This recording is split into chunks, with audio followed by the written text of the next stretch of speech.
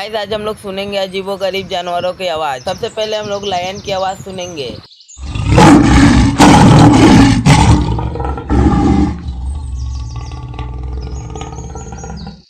अब हम लोग सुनेंगे कैट की आवाज।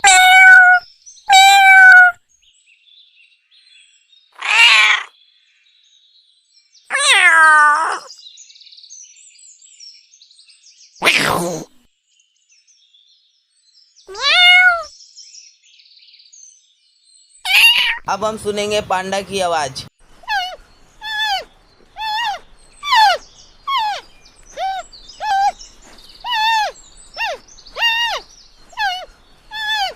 अब हम लोग सुनेंगे डॉग की आवाज।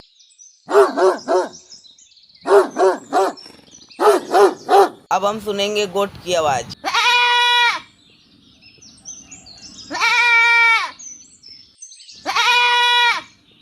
अब हम लोग सुनेंगे काऊ की आवाज।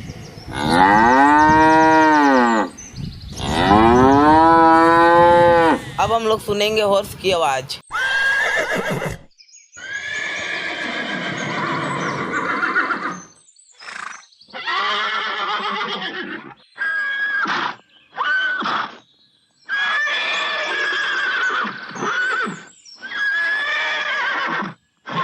अब हम लोग सुनेंगे रैबिट की आवाज।